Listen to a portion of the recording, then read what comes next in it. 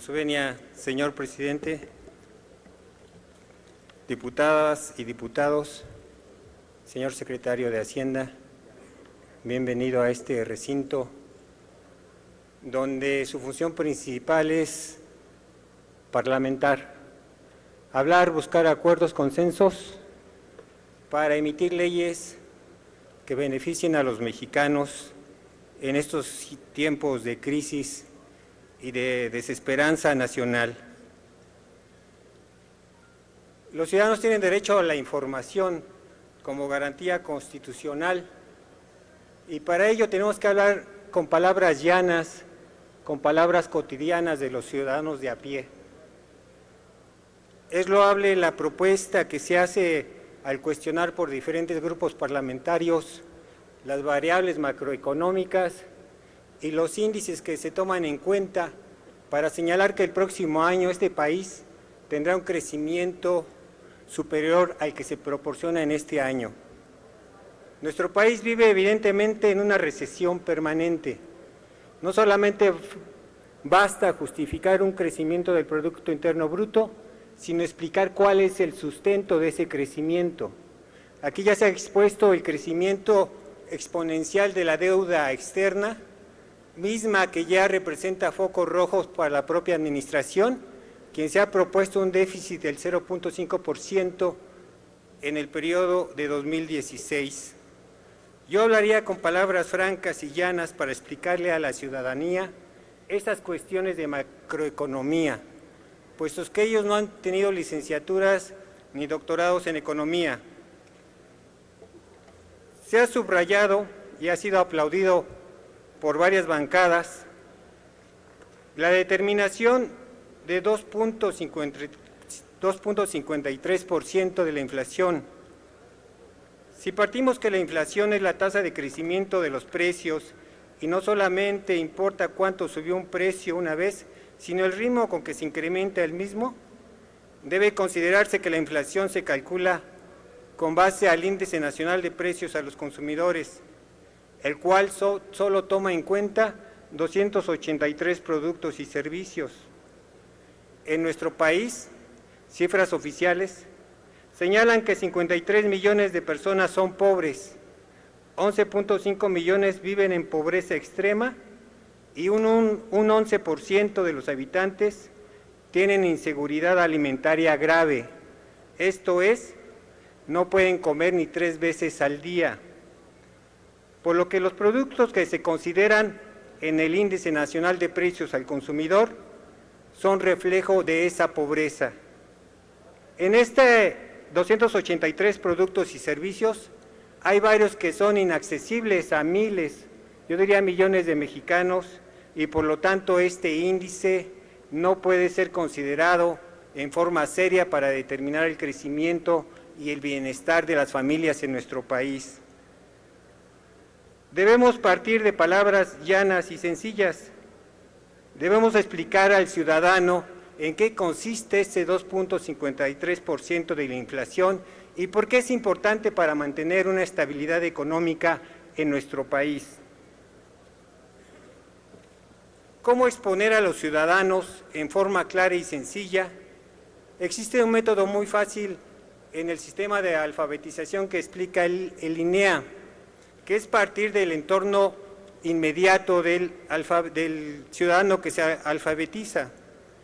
Por eso, para explicar este 2.53% de inflación, yo pediría al señor secretario de Hacienda que explicara o conoce el incremento del precio de la tortilla, el huevo, el frijol y el pan o el bolillo como comúnmente se conoce. Y con la variación de estos 4 productos básicos que consume el ciudadano común, nos explicara en qué forma impacta en el 2.53% de inflación. De esta forma podría explicarse al ciudadano que el aumento que se ha presentado en los últimos 3 años de la tortilla, del huevo como producto básico, del pan, del frijol, no ha impactado su bienestar. Y ello explicaría que sería un un populismo señalar que en nuestro país existe un porcentaje de población importante que a veces no llega a comer 3 veces al día. Eso explicaría que ellos viven fuera de una realidad macroeconómica que ha beneficiado a un pequeño grupo de empresarios nacionales y extranjeros en demérito de una calidad de vida con dignidad para millones de mexicanos.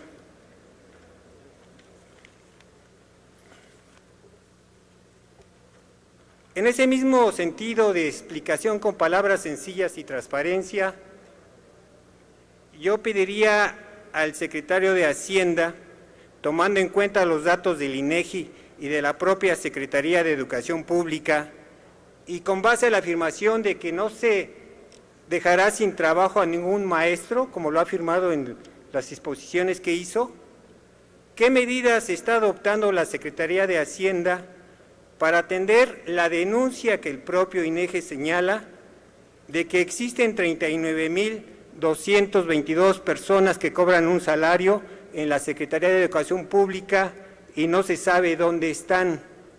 Que 113,259 maestros se ubican en otro centro de trabajo, esto es, no fueron localizados durante la encuesta. Que 114,000 maestros ya se jubilaron. La organización Mexicanos Primero denuncia que se paga en forma irregular 35,000 millones de pesos a maestros comisionados, aviadores y líderes sindicales. El proceso de ratificación de la seguridad laboral a partir de la reforma educativa implica a la Secretaría de Hacienda, puesto que ésta debe autorizar cualquier plaza presupuestal en el recurso federal. ¿Qué medidas se toman ante esta denuncia de plazas de aviadores que impactan el presupuesto federal en una cantidad de 35,000 millones de pesos, como han denunciado diferentes organizaciones civiles y de la transparencia en nuestro país? Existen elementos para un proyecto de presupuestos con austeridad. Con meridiana claridad se pueden reducir partidas que generarían una mejor economía para nuestro país. El tiempo se agota, yo dejo al secretario dos relaciones de empresas, OHL y empresas de Juan Armando Hinojosa Cantú. Por tiempo no expongo los motivos, pero es información pública que se ha localizado y yo pediría que nos informara los contratos concesionados a OHL y a las empresas de Armando Hinojosa Cantú, independientemente que se harán a través de la pregunta parlamentaria al Ejecutivo Federal. Muchas gracias. Gracias, diputado Romero.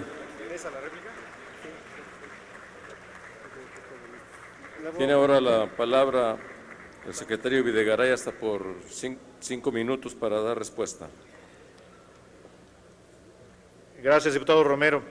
Déjeme primero decirle que coincido con usted. Lo que importa para el bienestar de la gente, a final de cuentas, en primer lugar son los productos de la canasta básica. Como usted bien lo describe, el Índice Nacional de Precios al Consumidor considera un grupo amplio de productos, algunos de los cuales son esenciales para la vida cotidiana y que otros no necesariamente lo son. La inflación de 2,57% es el reflejo de todo esto y en todo el país. No necesariamente la inflación es la misma en la Ciudad de México o en la frontera norte, en la frontera sur o en el Bajío. Sin embargo, la baja inflación no solamente se debe, por ejemplo, a la disminución en el precio de la electricidad o en el precio de la telefonía. Usted menciona algunos productos. Me refiero en primer lugar al precio de la tortilla y permítame referirme al precio de la tortilla en tortillería, no en tiendas de autoservicio que son no necesariamente accesibles para toda la población. La tortilla, según información del INEGI, en tortillerías, en diciembre de 2012 el kilo de tortilla tenía un costo al público de 13 pesos. Hoy, según INEGI, en septiembre de 2015, la primera quincena, el costo promedio de la tortilla es de 12.50. Es decir, la tortilla afortunadamente se ha mantenido y esto refleja en buena medida también la evolución del precio del maíz. Con respecto al huevo, el huevo tuvo un incremento muy importante, particularmente entre 2011 y 2012, creció de 21 pesos, e insisto, en promedio a nivel nacional el kilo, de 21.50 en 2011 a 28.60 a finales del 2012.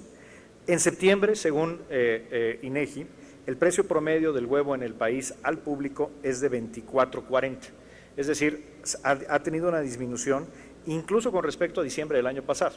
El huevo, el costo del huevo, el kilo de huevo era de 29 pesos y a septiembre de este año, es decir, en la última medición a la que usted se refiere, el huevo se refleja en 24.40. Insisto, esta es la medida en los datos que nos da el INEGI. El frijol sí ha tenido un incremento con respecto a diciembre del año pasado. Sin embargo, si lo comparamos con diciembre de 2012, tenemos una disminución. El precio del frijol, que era de 27.90 en promedio nacional, hoy está en 21.10. Hay que reconocer que en diciembre de 2014 era de 18.90. ¿Esto qué quiere decir, señor diputado, para poner en contexto?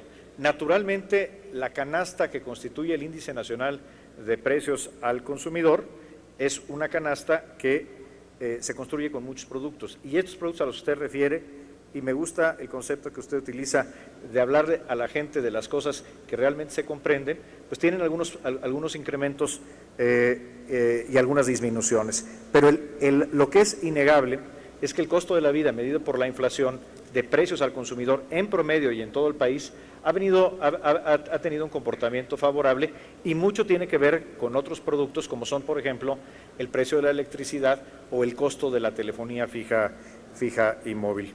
Con respecto al gasto educativo,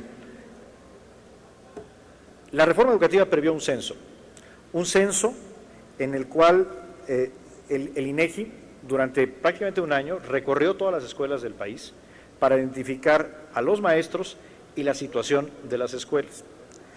A partir de la reforma hacendaria se tomó la decisión, y en buena medida por las motivaciones que usted explica correctamente, de que el pago de la nómina educativa de los maestros federales ya no la hicieran los gobiernos de los estados, sino que la haga el gobierno federal, por varias razones, entre otras por el control del gasto y asegurar que se pague solamente lo que se tiene que pagar. En virtud de que había entidades federativas que no hacían completas las aportaciones a la seguridad social o la retención del impuesto sobre la renta, la Cámara de Diputados presupuestó para este año un incremento de 30,000 millones de pesos al FONE, que sustituyó al fondo, al FAEF, al Fondo 1 del ramo 33. Al mes de agosto, sin embargo, tenemos una disminución en el costo de la nómina educativa federal de 6,000 millones de pesos con respecto a lo que teníamos el año pasado. Es decir, no solamente no estamos gastando más, sino que estamos gastando menos. ¿Por qué? Porque está funcionando la reforma educativa, específicamente el censo educativo. Se tiene un mayor control de a quién se le está pagando, y algo importante, no se le está dejando de pagar a los maestros. Los maestros están recibiendo su cheque y ahora sí están recibiendo el pago, se están haciendo los pagos completos de las aportaciones a Seguridad Social, las cuotas al ISSSTE y las retenciones de los impuestos que antes se retenían pero no se enteraban. Y sin embargo, estamos teniendo ahorros. Esto quiere decir que efectivamente había insuficiencias, se tomaron medidas y estas medidas están fortaleciendo la hacienda pública. Con respecto igualmente que usted se agota el tiempo, pero con mucho gusto habremos de responder el resto de sus preguntas a través de la pregunta parlamentaria en términos formales, señor diputado. Muchas gracias. Gracias, secretario Videgaray. De nueva cuenta, tiene la palabra hasta por 3 minutos para hacer sus comentarios el diputado Romero.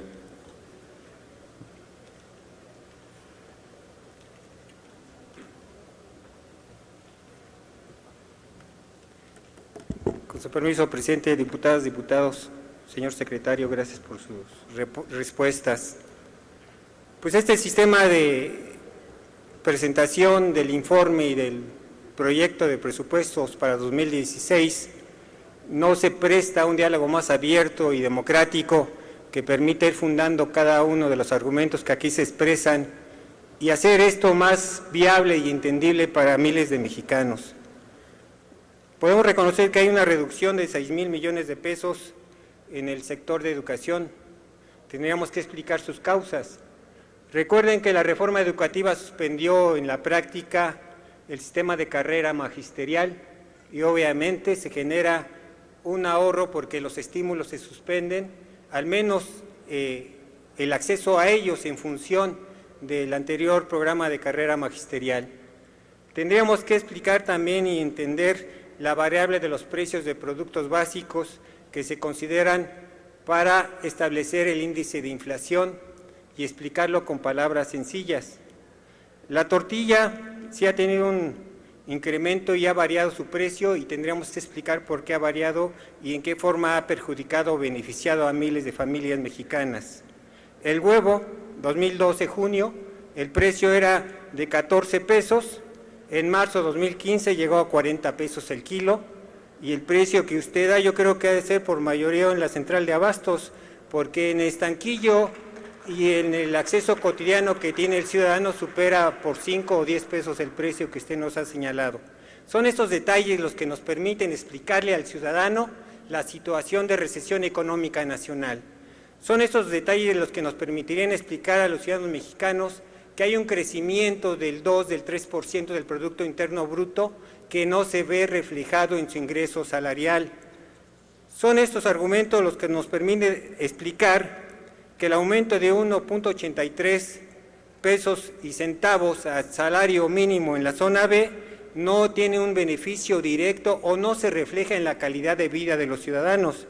Simplemente un dato, la Comisión Nacional de Salarios Mínimos para 2016 tiene un presupuesto de 37.742.000 pesos. Es una comisión que no funciona y no refleja una situación real en el estudio de los salarios mínimos generados en nuestro país. Tenemos elementos para hacer recortes presupuestales y generar un esquema de crecimiento y productividad que beneficia al sector social de nuestro país. Se deben actualmente 850 millones, si no mal recuerdo la cantidad, a productores del campo, que son impagables de acuerdo a la propia Secretaría del Campo, que ha señalado que no se pueden pagar estos productores y se afectan proyectos de producción. Tenemos que reorientar esta economía, estamos puestos a parlamentar, a buscar consensos y estrategias que beneficien a nuestro país. Muchas gracias, señor secretario. Muchas gracias, diputadas y diputados. Gracias, diputado Romero.